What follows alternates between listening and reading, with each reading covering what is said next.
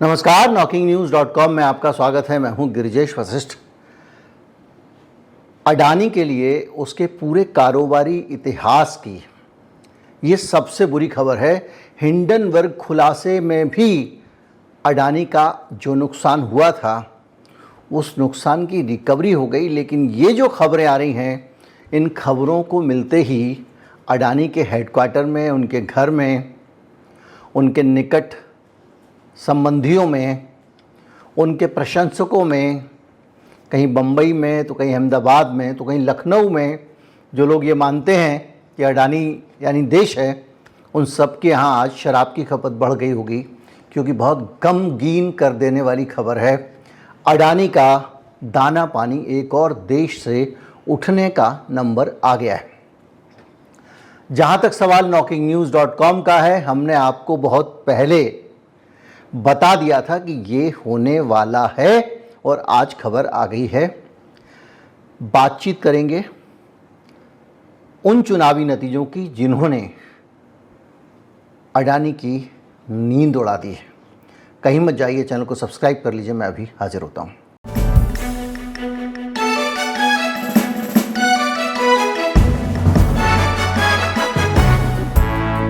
श्रीलंका में मैंने आपको बताया था कि एक पार्टी है, मार्क्सवादी पार्टी, जिसका नाम है जनता विमुक्ति पेरानुमा। वो राष्ट्रपति का चुनाव जीत गई है और उसके अनुराग कुमारा दिशानायके श्रीलंका के राष्ट्रपति बन गए।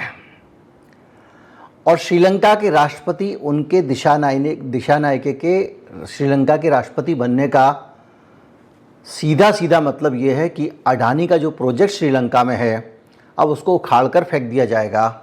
और आपको बताने की ज़रूरत नहीं है कि श्रीलंका का ये प्रोजेक्ट अडानी के लिए कितना अहम था, और आपको ये भी बताने के लिए ज़रूरत नहीं है कि इस प्रोजेक्ट को किस तरह मोदी जी ने डायरेक्ट हस्तक्षेप करके अडानी को दिलाया था।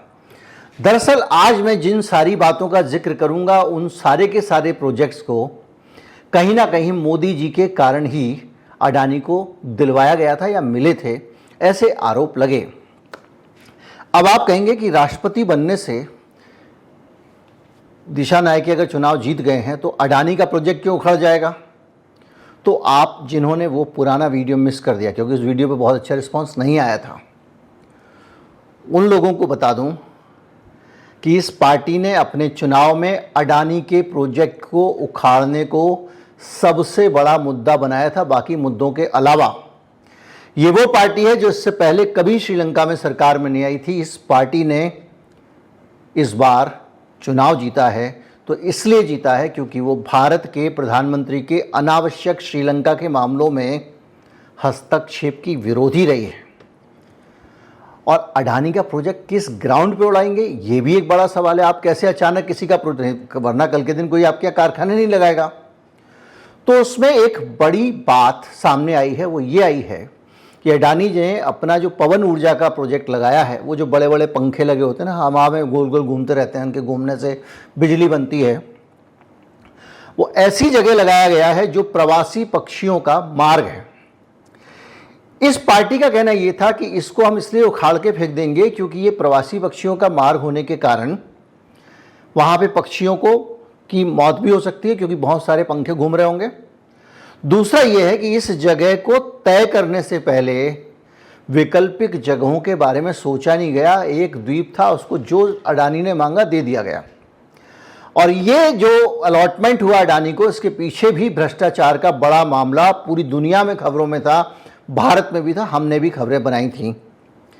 दरअसल जो वहाँ की बिजली कंपनी है, मार्च 2023 में अडानी ग्रीन एनर्जी की $442 मिलियन की ये पवन ऊर्जा परियोजना मंजूर की गई थी। जून 22 में श्रीलंका विद्युत बोर्ड के अध्यक्ष ने वहाँ की पार्लियामेंट्री कमेटी की जांच के दौरान ऑन रिकॉर्ड ये स्टेटमेंट दिया कि ये ठेका जो वहाँ की शिलोंग पावर जो उनकी बिजली बोर्ड है उनका, पूरे श्रीलंका का, समझ लीजिए श्रीलंका में आमतौर पे डीजल से बिजली बनती है, तो वो जो बिजली बोर्ड के वहाँ के अध्यक्ष हैं, एक जांच के दौरान उन्होंने संसद में जो उनकी पार्लियामेंट्री कमेटी थी उसमें उन्होंने ये बयान दर्ज कराया कि अडानी को ये प्रोजेक्ट इसलिए दिया गया क्योंकि राष्ट्रपति ने कहा था कि इनको प्रोजेक्ट दे दो, और राष्ट्रपति ने ये कहते हुए कहा था कि मेरे ऊपर मोदी का बहुत ज़्यादा दबाव है, इसलिए प्रोजेक्ट दे दो। इसके बाद काफ़ी हल्ला हंगामा हुआ था और उसने फिर ये बयान वापस ले लिया था, और बयान वापस लेने के बाद उसने फिर दोबारा से कुछ खुलासे किए थे। तो कुल मिला के ये मामला सीधे सीधे अडानी और मोदी के एक तरह से नेक्सस का मामला बनता है। मन्नार के बिशप और पर्यावरणवादियों ने ये मसला उठाया था। अब ये ठेका रद्द होना पक्का है, क्योंकि जिस ठेके को रद्द होने के नाम पर ये पार्टी चुनाव जीतकर आई है वो ठेका बच नहीं सकता। तो ये हुआ अडानी के लिए एक बुरी खबर जो आज आई है, अभी 4-5 घंटे पहले आई है। इसमें लगातार राजनीतिक विरोध बढ़ रहा है और हर तरफ से लोग इसका विरोध कर रहे हैं। मन्नार एक जगह वहाँ पर ये बना है।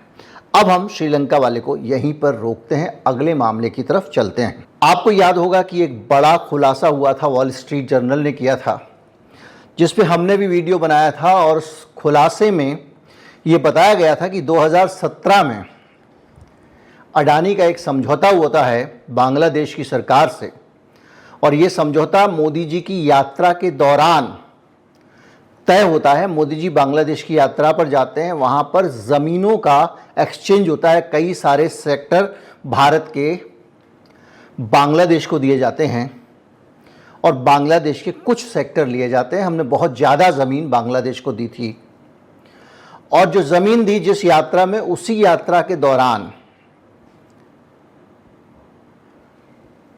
अडानी जी को श्रीलंका में, ये जो यहाँ के पड़ी हुई हैं शेख हसीना जी, इन्होंने एक प्रोजेक्ट दे दिया। तो प्रोजेक्ट क्या था? प्रोजेक्ट ये था कि भारत के झारखंड के गोड्डा में एक बिजली प्लांट लगेगा, और इस बिजली प्लांट से जो बिजली बनेगी वो सारी की सारी बिजली बांग्लादेश को जाएगी।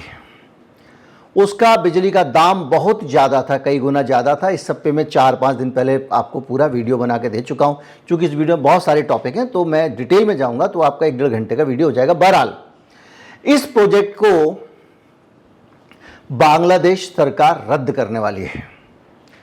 वहाँ पर गंभीरता से इस पर विचार हो रहा है। इसके पीछे कौन है, ये बात की बातें हैं, लेकिन अडानी का प्रोजेक्ट, अडानी का ये दूसरा झटका है, और इस झटके से अडानी को बचाने के लिए भारत सरकार ने अफरा तफरी में बांग्लादेश की सरकार बदलते ही एक कानून पारित कर दिया। कानून में एक संशोधन कर दिया, और वो ये कि अडानी के इस प्लांट को भारत में बिजली बेचने का अधिकार नहीं था, और भारत सरकार ने कहा कि ये प्लांट अब भारत में भी बिजली बेच सकता है। 1600 मेगावाट का थर्मल पावर प्लांट था ये, अडानी पावर झारखंड लिमिटेड का। अब इसके बाद भी अडानी मुक्त नहीं हुए हैं, क्योंकि उनको वहाँ से 130 किलोमीटर दूर बांका में एक सब स्टेशन बना के एक लाइन डालनी पड़ेगी, और वो लाइन जो है उसके ज़रिए ही वो बिजली भारत में बेची जा सकेगी। यानी वो बिजली, अभी तक तो वहाँ से पाइपलाइन डली थी, वो लाइन डली थी, ट्रंक लाइन जो होती है, वो ट्रांसमिशन लाइन, वो बांग्लादेश के लिए डली थी। अब वो ट्रांसमिशन लाइन भारत के लिए डाली जाएगी। यानी जब माल, पहले कितना भी अंधेरा हो, किल्लत हो बिजली की, नहीं साहब, एक्सक्लूसिवली बांग्लादेश के लिए प्लांट बनाया है। जब बांग्लादेश वालों ने लात मारी तो भारत सरकार ने तुरंत, अरे नहीं अडानी अपना भाई है, हाँ भाई भारत में बेचो, भारत में बेचो। यही हुआ एग्जैक्टली। और अब वो ट्रांसमिशन लाइन डल रही है। अब वो जब तक डलेगी तब तक मामला अटका रहेगा। यानी कौन सा धोखा है अडानी जी को, कौन सा धक्का है? दूसरा श्रीलंका वाला बताया मैंने, बांग्लादेश वाला बता दिया। अब आ जाइए, अब इसके बाद एक और धक्का आपको बताते हैं, और वो धक्का है कीनिया से मिलने वाला धक्का। तो 2 प्रोजेक्ट गए, एक तो गया आपका श्रीलंका वाला, दूसरा गया बांग्लादेश वाला। हम विश्वगुरु में हमारा डंका बजता है, और हालत ये है कि हमारे अपने पक्के दोस्त के कॉन्ट्रैक्ट भी लोग उखाड़ उखाड़ के फेंक रहे हैं। श्रीलंका में चीन कितना प्यार से घुस चुका है, किस तरह से पूरा का पूरा द्वीप चाइना का हो चुका है। चाइना ने वहाँ पे बसाहट ला दी है हम्बनटोटा द्वीप पे। हम्बनटोटा ज़्यादा समझाऊंगा बाद में तो वो हो जाएगा, ऐसी जगह पे जहाँ से वो भारत के स्पेस वाले चीज़ों पे नज़र रख सकता है। श्रीहरिकोटा से आप जो भी लॉन्च करोगे उसको वो देख सकता है। बीच में तो उसने अपना जासूसी जहाज़ खड़ा कर दिया था। फिर श्रीलंका ने कहा कि भाई भारत से संबंध खराब हो जाएंगे, तो मालदीव के किनारे पे उसने वही जासूसी जहाज़ खड़ा कर दिया और वहाँ से वो भारत की सारी गतिविधियों पर नज़र रख रहा था। मालदीव से इन्होंने जैसे ही मोदी जी गए और बीच पे जो पंगे इन्होंने लिए, उसके बाद मोइजू जो है उसने भारत वालों को बाहर निकालो वाला अभियान चलाया। और क्या हुआ उसके बाद ये हुआ कि वहाँ पहुँच गया चीन और वहाँ से वो दनादन जासूसी कर रहा है। भारत के नक्शे में नीचे का जो नुकीला हिस्सा है, उस पूरे नुकीले हिस्से पे अगर आप बाईं तरफ देखेंगे तो वहाँ मालदीव है और वहाँ से अब निगरानी करने की हालत में चाइना है। श्रीलंका हाथ से गया, बांग्लादेश हाथ से गया। एक और प्रोजेक्ट, मोदी जी यात्रा में गए थे, वहाँ वाले भी यात्रा में आए थे, तो अडानी जी को मिला था। ये प्रोजेक्ट था कीनिया का, और कीनिया में अब एक समझौते के तहत पहले नामीबिया से चीते आए थे, अब कीनिया से भी चीते आ रहे हैं। तो वहाँ पर सरकार के साथ में अडानी का एक समझौता हुआ BOT बेसिस पे, बिल्ट ऑपरेट ट्रांसफ़र। क्या हुआ कि उसमें 1.85 अरब डॉलर का एक प्रोजेक्ट था जो वहाँ पर इनको हवाई अड्डा बनाना था नैरोबी में, जोमो केन्याटा में, JKIA करके, जोमो केन्याटा इंटरनेशनल एयरपोर्ट। और इस पे अडानी को 30 साल तक प्रबंध करने का अधिकार मिला था कि भाई 30 साल तक यहाँ जो कुछ कमाई होगी एयरपोर्ट की अडानी रखेगा, उसके बाद वो आपको दे देगा। वहाँ के लोगों ने इस डील का विरोध किया और कहा भाई साहब 30 साल कमाल कर रहे हो आप। फिर लोगों ने कहा कीनिया का ही गया गिरा देश तो नहीं है, हम भी बना सकते हैं, कम से कम एयरपोर्ट तो बना ही सकते हैं। कीनिया दरअसल अफ्रीका के सबसे समृद्ध देशों में से एक है, समुद्र के किनारे भी है और बड़ी संख्या में वहाँ टूरिस्ट भी जाते हैं। और वहाँ पर एक बड़ा जो है एक फॉरेस्ट है जहाँ पर दुनिया भर से लोग वाइल्ड लाइफ देखने जाते हैं। वहाँ चीतों को नज़दीक से देख सकते हो आप, शेरों को देख सकते हो, बहुत सारे लोगों को देख सकते हो। उसका नाम है मसाई मारा, तो वो भी कीनिया में है, तो इसलिए बड़े टूरिस्ट जाते हैं। तो खैर इस डील को लेकर बड़ा बवाल हुआ और ये कहा कि इसमें पारदर्शिता नहीं बरती गई और बड़े सारे खेल हुए। एक और चीज़ आई, वो है कि वहाँ पर केन्या एविएशन वर्कर्स यूनियन, यानी जो केनिया के हवाई जहाज़ और हवाई अड्डों पे काम करने वाले लोग हैं, 10,000 उनकी तादाद है। उन कर्मचारियों ने इस प्रोजेक्ट का विरोध कर दिया और कहा कि ये डील देश के लिए ठीक नहीं है। लॉ सोसाइटी ऑफ कीनिया ने भी इस मामले में एक मुकदमा दर्ज किया और इन सारी चीज़ों में इनका प्रोजेक्ट अटक गया और आखिर में कीनिया की अदालत ने अडानी जी के इस प्रोजेक्ट पे रोक लगा दी।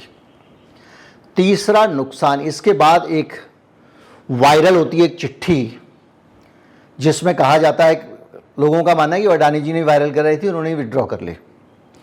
और उस चिट्ठी में ये कहा गया कि हमसे किस किस ने पैसे खाए और कौन कौन पैसे मांग रहा था, इसका हम खुलासा कर देंगे कीनिया में अगर हमारा प्रोजेक्ट रुका। लेकिन वो कुछ कर नहीं पाए, आखिर में उन्होंने अपनी चिट्ठी को ही झूठा घोषित कर दिया। उसने कीनिया की सरकार कहती रही हमको ये इम्प्रूव करना है, वो करना है, बना वगैरह वगैरह, लेकिन कोई फ़ायदा नहीं हुआ। इसके साथ साथ एक चीज़ और भी थी कि वहाँ पर टर्मिनल में क्या क्या करना था, टैक्सी वे बनाना था, टर्मिनल बनाना था, और अलग से भी वहाँ पर इनको मिलियन यानी 9 करोड़ 20 लाख डॉलर का और इन्वेस्टमेंट करना था। इनकी दुकान पूरी की पूरी उठ गई। 3 जगहों से मैं आपको बता रहा हूं लंबे झटके लगे। शेयर अडानी का गिरेगा तो बताना, इसके बावजूद नहीं गिरेगा। ये एक एक्स्ट्रा ऑर्डिनरी फिनोमेना है दुनिया के इतिहास में, जिसमें कंपनियों को इतने बड़े बड़े झटके लग रहे हैं और कंपनी उसके बावजूद संभली हुई है, शेयर बाजार में गिर नहीं रही है। अब अगर हिंडनबर्ग ने जो आरोप लगाया था, उस आरोप को 2 मिनट सही मान के चलो तो ये अपने शेयरों का मैनिपुलेशन करते थे, अपने शेयर खुद ही खरीदते थे और उसी के कारण वो मार्केट में अपने शेयर का दाम बनाए रखते थे। तो अब ये जो स्थितियां हो रही हैं, अगर किसी भी कंपनी के साथ में जो लोग भी थोड़ा मार्केट को समझते हैं इस तरह के झटके लगे होते तो उस कंपनी का क्या हाल हुआ होता शेयर मार्केट में, आप कल्पना कर लीजिए। लेकिन ये तो है ही, इसके साथ साथ जो हमारे डोमेस्टिक इंस्टीट्यूशनल इन्वेस्टर्स हैं वो भी अडानी के शेयर बचाने में लगे हुए हैं, क्योंकि सरकार अडानी की है। LIC भी बचाएगा, बाकी म्यूचुअल फंड भी बचाएंगे। लेकिन इससे ये पता लगता है कि जो फंडामेंटल्स हैं उसमें गड़बड़ है, वो हिल रहे हैं। मैनिपुलेशन पे बाजार चल रहा है। तो मैनिपुलेशन पे बाजार चल रहा है, इसको लेकर भी अडानी फिर फंस गए हैं। अभी हाल में खबर आई थी, आपको याद होगा, स्विट्जरलैंड की फेडरल क्रिमिनल कोर्ट ने एक फैसले में अडानी समूह से जुड़ी मनी लॉन्ड्रिंग और अवैध गतिविधियों के आरोपों की जांच को आगे बढ़ाने की परमिशन दे दी है। मामला दिसंबर 2021 का था और ये हिंडनबर्ग रिपोर्ट के आने से भी पहले का है। और इस मामले की जांच अगर आगे बढ़ती है तो हिंडनबर्ग रिपोर्ट में जो बातें कही गई हैं उनमें से आरोप ये भी हैं जो अब सामने आ रहे हैं। उसमें ये पाया गया कि अडानी ने वहाँ पर करीब 310 मिलियन डॉलर यानी 31 करोड़ डॉलर के करीब संपत्ति उसकी जो है वो वहाँ पर फ्रीज की कर दी गई है स्विस बैंकों में।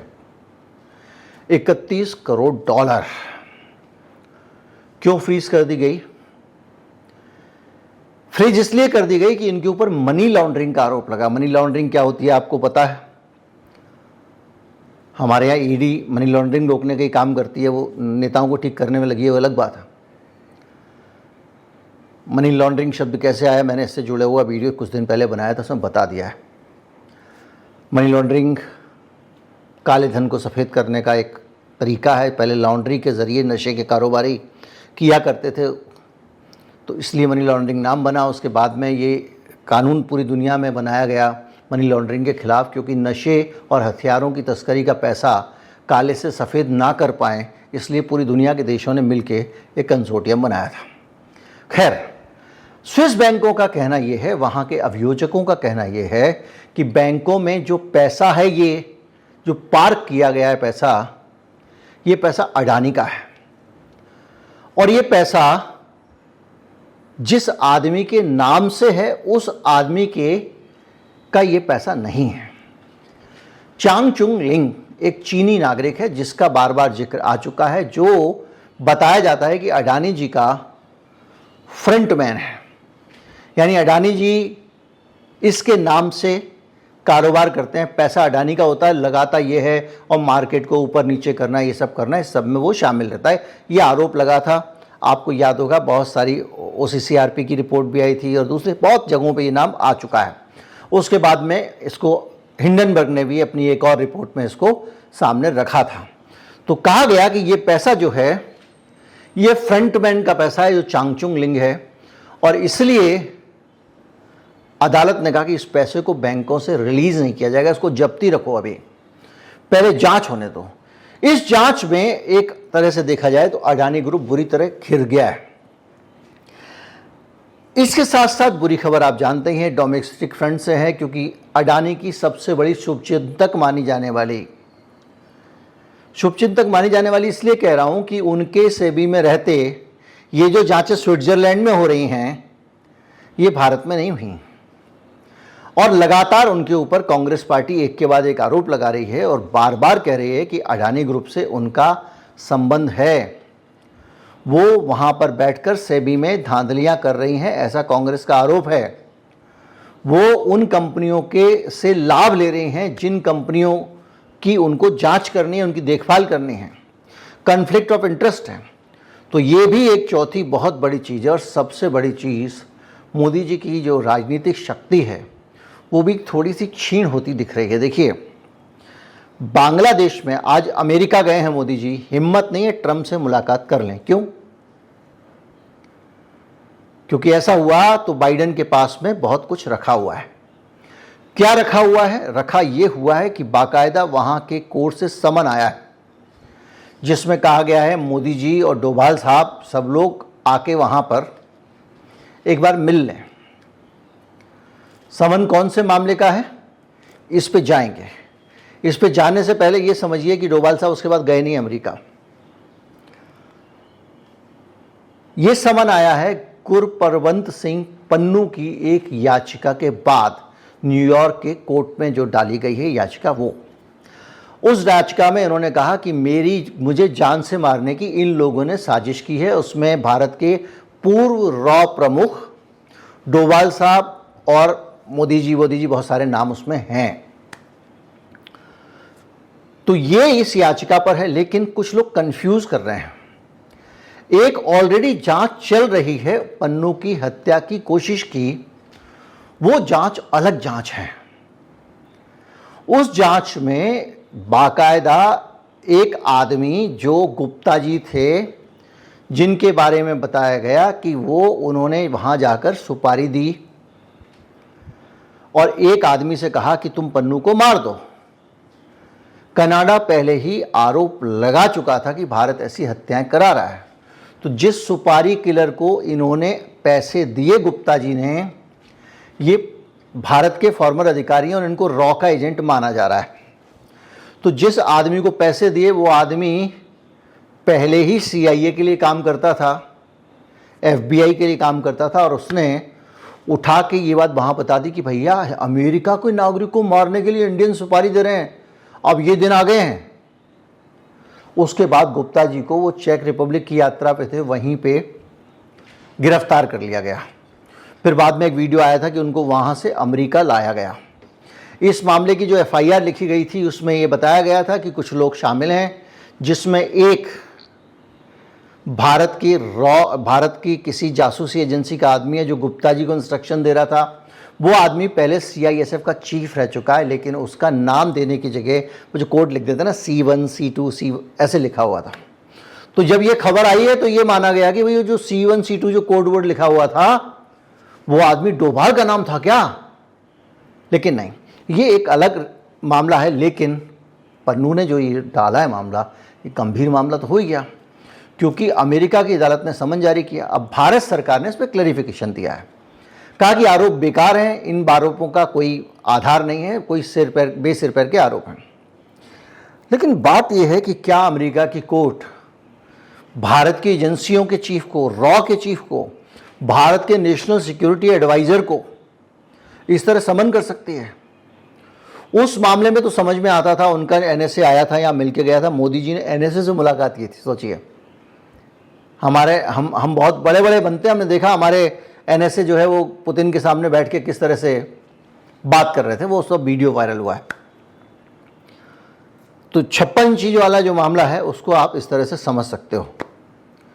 और उस मामले के बाद में बहुत सारी, सबसे बड़ी बात ये कि उस मामले में जो इंटेलिजेंस थे वो 5 आइज करके 5 देश हैं जो बाद आपस में अपनी इंटेलिजेंस को शेयर करते हैं। उसमें कनाडा है, उसमें ब्रिटेन है, उसमें ऑस्ट्रेलिया है, न्यूजीलैंड है और अमेरिका है। उन 5 आइज कंपनी ने इस इंफॉर्मेशन को एक दूसरे के साथ शेयर किया था, और निज्जर की जो हत्या हुई थी कनाडा में, उसके पीछे भी भारत को दोषी ठहराया गया था। उसमें आरोप लगाया था किसने? आपके कनाडा वाले ने। और उस मामले में जो ट्रूडो का आरोप था, उस मामले के बाद में अमेरिका गंभीर हो गया था, क्योंकि ये लोग अपनी इंटेलिजेंस को शेयर करते हैं, खुफिया जानकारियों को। तो खुफिया जानकारी पहले से उनके पास थी, तो उस आरोप को हवा में हम नहीं उड़ा सकते थे। हमने कनाडा से हमारा बहुत तनाव हुआ, हमने बहुत सारे राजनयिक वापस बुलाए, उनके वापस भेजे, ये सब हुआ, लेकिन उसके बावजूद वो आरोप हमारे ऊपर से हटे नहीं हैं। तो जब अमेरिका में मोदी जी गए हुए हैं तो उनके खिलाफ वहाँ मुकदमे की सुनवाई भी हो रही है। तो ये भी एक चीज़ दिखाई दे रही है। और वही अमेरिका तख्ता पलट कराने के बाद बांग्लादेश में नई सरकार को पैसे दे रहा है। सब कुछ दिखाई दे रहा है। नेपाल में किस तरह से कम्युनिस्ट पार्टियां पावर में आने के बाद और हमारी एक हरकत के बाद, जब नोटबंदी हुई तो भारत सरकार ने नेपाल में जो नोट चल रहे थे, हमारे नोट चलते थे नेपाल में, भारतीय रुपए, आप जाओगे किसी भी चीज़ का दाम पूछोगे तो बोलेगा भाई भारू में इतना, नेहरू में इतना, नेपाली रुपए में इतना और भारतीय रुपए में इतना, ऐसे चलता था। इन्होंने नोटबंदी की और जो नोट वहाँ चल रहे थे उन नोटों को एक्सचेंज करने से मना कर दिया। नेपाल सरकार ने कई बार निवेदन किया, उसके बाद से वो छिटक कर चीन की तरफ हो गए। और काफ़ी हद तक वो चीन के साथ में संबंध रखते हैं। भूटान को डोकलाम में हमने जो किया, भूटान की रक्षा करना भारत की जिम्मेदारी है, हमारा समझौता है। डोकलाम चीन के पास आ गया, हम पहले आगे बढ़े, उसके बाद पीछे आ गए। हमारे जो उस वक़्त के एनएसए थे, रावत साहब, उन्होंने जो कुछ बयान दिया, उसके बाद में चीन ने कहा कि पहले आप अपनी सरकार से बात करो, उन्होंने क्या समझौता किया वो पता कर लो, उसके बाद आप यहाँ पे कुछ ज्ञान देना। तो इस तरह से आप देखिए कि भूटान हो गया, नेपाल हो गया, श्रीलंका हो गया, सब जगह से, बांग्लादेश हो गया, भारत की कट्टा ही कट्टा चल रही है, कहीं से सज्जा नहीं हो रही, यहाँ तक कि मालदीव के साथ भी।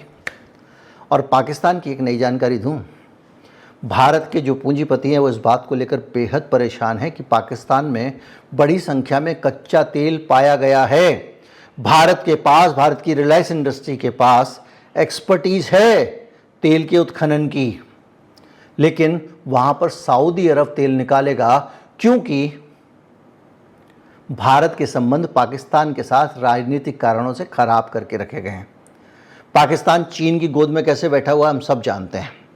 वहाँ सोने के भंडार मिले हैं, उसके उत्खनन को लेकर भी प्रोजेक्ट किसी और देश के लोग ले गए हैं। अब सबका निचोड़ ये निकलता है कि हमारी नीतियाँ कैसी हैं, इसकी आप अंदाज़ा लगा सकते हैं। उम्मीद करता हूँ वीडियो में मैंने समय बिल्कुल ख़राब नहीं किया होगा, जानकारियाँ काफ़ी थीं, दोस्तों तक पहुँचाइए। नमस्कार, जय हिंद।